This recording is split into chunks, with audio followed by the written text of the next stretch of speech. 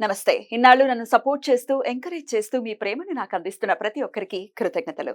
అలాగే ఈ వీడియో కూడా ఖచ్చితంగా మీకు ఉపయోగపడుతుంది. లైక్, షేర్ అండ్ సబ్స్క్రైబ్ చేసి మీ సపోర్ట్‌ని నాకు అందించండి. అలాగే ఈ వీడియో పట్ల మీకున్న అభిప్రాయాన్ని కామెంట్ సెక్షన్‌లో కామెంట్ చేసి తెలియజేయండి. ఇప్పుడు వీడియోని చూద్దాం. జీవితంలో రకరకాల సమస్యలతో బాధపడుతున్నారా? ముఖ్యంగా ఆర్థిక సమస్యలతో సతమతమవుతున్నారా? ఎన్నో పరిహారాలు చేసి అలసిపోయారా? మంచి మార్గం దొరకాలని కోరుకుంటున్నారా? అయితే రండి, విశ్వాన్ని ఎలా అడగాలో తెలుసుకుందాం. లా ఆఫ్ అట్రాక్షన్ క్లాసెస్ మీకోసం మన ఛానల్లో. వివరాల కొరకు సంప్రదించండి. నమస్తే, వెల్కమ్ టు అవర్ ఛానల్. నేను పద్మిని. ప్రస్తుతంతో పాటు ప్రముఖ ఆధ్యాత్మికవేత్త, ప్రముఖ న్యూమరాలజిస్ట్ లక్ష్మీ నరసింహస్వామి ఉపాసకురాలు శ్రీమతి స్రవంతి గారు మనతో పాటు ఉన్నారు. మాట్లాడదాం. నమస్తే అక్క. నమస్తే పద్మిని. అక్క, మనం ఇంట్లో కూడా ఏ ప్రదేశాల్లో ఏమేం వస్తువులు ఉండాలి, ఏ ఉండకూడదు, ఎలా ఉండాలి అనేది చాలా అద్భుతంగా మీరు చెప్తూనే ఉన్నారు. సో బెడ్రూమ్ కి సంబంధించి చెప్పండి అక్క.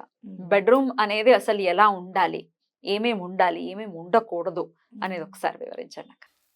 చాలా మంది మనం పడుకునేటప్పుడు మంచినీళ్ళు ఉండాలి అని చెప్పి తీసుకొని వెళ్ళిపోతుంటాం కింద లోపలికి.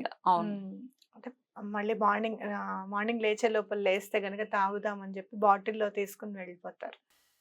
అలా వెళ్ళినప్పుడు ఎటువంటి పరిస్థితుల్లోనూ తల వైపు పెట్టుకోకూడదు. అటువైపే మనం కాళ్ళ వైపుగానే ఉండాలన్నమాట. మరి ఎదురుగుండా బాటిల్ పెట్టుకోకుండా కొంచెం సైడ్ కంటగా పెట్టుకోవాలి పడుకుంటే. ఎందుకంటే ఎనర్జీని చాలా తొందరగా గ్రాస్ చేస్తుంది వాటర్ అన్నమాట. మన వైపు ఉన్న తల వైపు పెట్టుకున్నారనుకోండి, తొందరగా నీరసం రావడము, రేపటి రోజున పని సరిగ్గా చేయలేకపోవడము, ఇలాంటివన్నీ జరుగుతూ ఉంటాయి అన్నమాట.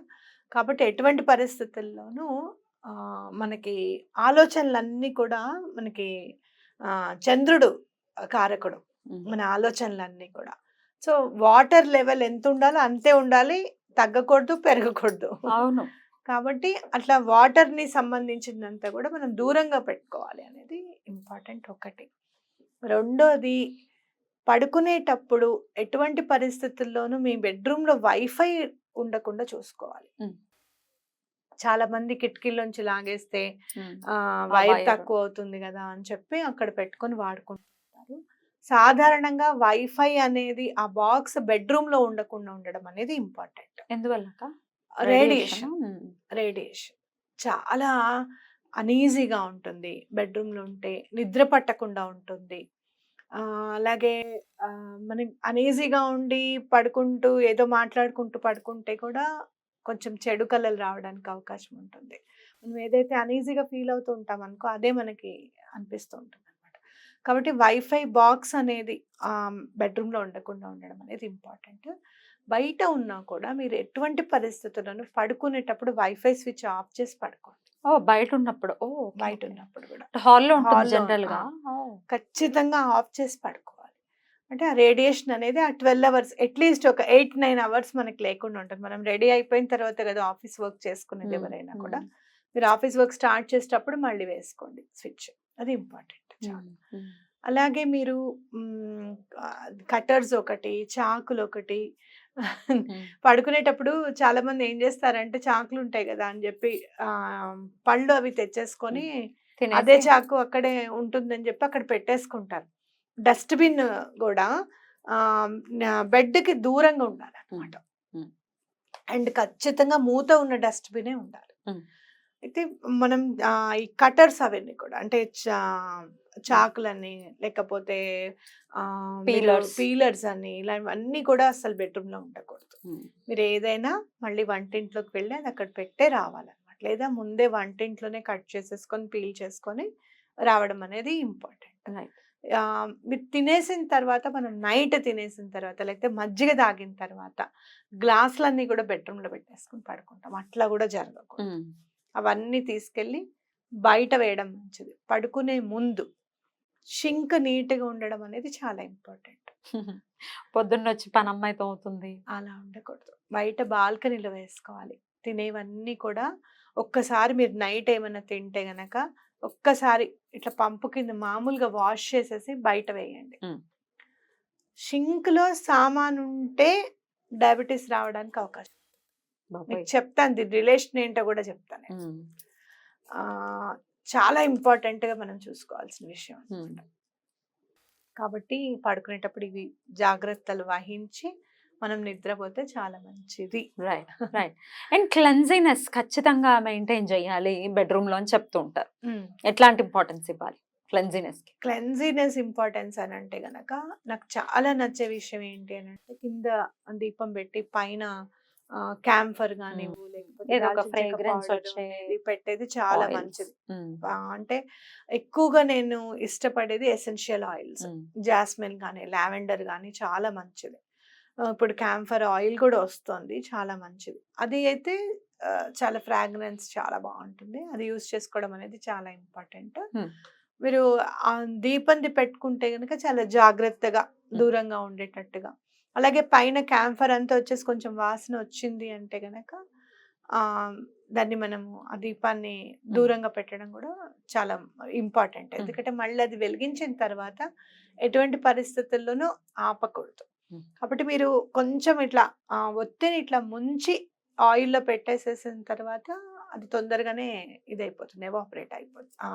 అంటే ఎవాపరేట్ అయ్యేదాకా ఈ ఒత్తి ఉండేటట్టుగా, నూనె ఉండేటట్టుగా చూసుకుంటే చాలా మంచిది. రైట్ అక్క. అయితే బెడ్స్ కి ఎదురుకుండానే మిర్రర్స్ వస్తుంటాయి కొన్ని కొన్ని ఇళ్లలో. మిర్రర్ ఉండొచ్చా మరి బెడ్ కి ఎదురుకుండానే? కాళ్ళు బెడ్కి ఎదురుగుండా ఎటువంటి పరిస్థితుల్లోనూ మిర్రర్ ఉండకూడదు. బెడ్ అసలు కనిపించకూడదు మిర్రర్. కనిపించకూడదు మిర్రర్ లో. మరి మనం ఏం చేయాలి దానికి అని అంటే చక్కగా ఒక కర్టెన్ వేసేసేయాలి ఆ మిర్రర్ కి. ఆ కర్టెన్ ఎలాంటి కర్టెన్ ఉండాలి, మళ్ళీ ఏదో వేసామంటే వేసినట్టుగా కాకుండా అస్సలు మిర్రర్ అనేది మనకి కనిపించకూడదు అనమాట. ఆ కర్టెన్ కంపల్సరీగా వేసుకోవాలి.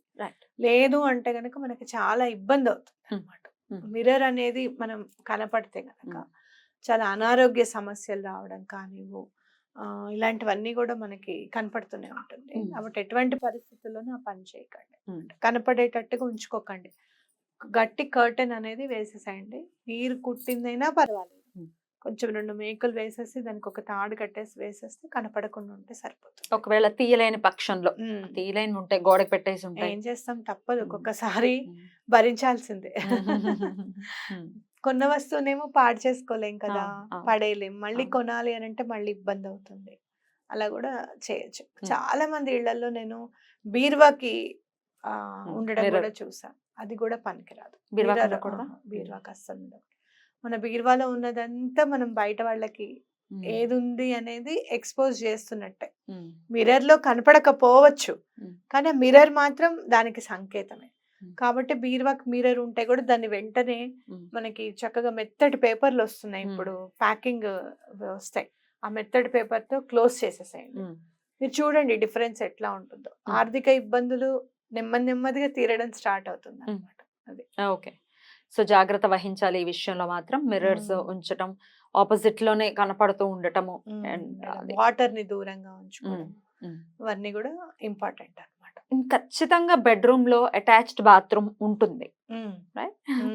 బాత్రూమ్ విషయం గురించి కూడా ఒకసారి మీరు ఏమైనా చెయ్యాలి అనుకుంటే గనక ఇప్పుడు బాత్రూమ్ నేను దీన్ని డివిజన్ చేసేవి దొరుకుతున్నాయి మనకి చక్కగా. ఆ డివిజన్ చేసేది మీరు చేయించేసుకోండి, అద్దంతో కానివ్వండి దేంతో కానివ్వండి. డివిజన్ చేసుకుంటే మీకు దాని నుంచి మనం బయటపడినట్టే లెక్క అనమాట. ఇప్పుడు చాలా తక్కువ కూడా చేస్తున్నారు మనకి. నేను చాలా వీడియోస్ చూస్తున్నాను.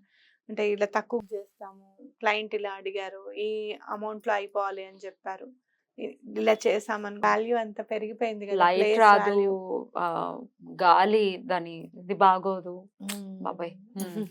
రైట్ అక్క, చాలా బ్యూటిఫుల్ గా ఎక్స్ప్లెయిన్ చేస్తారు. బెడ్రూమ్ లో ఉండాల్సిన వస్తువులు, ఉండకూడని వస్తువులు ఎలా మనం యూటిలైజ్ చేసుకోవాలి అనేది చాలా అద్భుతంగా వివరించారు. కృతజ్ఞతలక్క. నమస్తే. నమస్తే.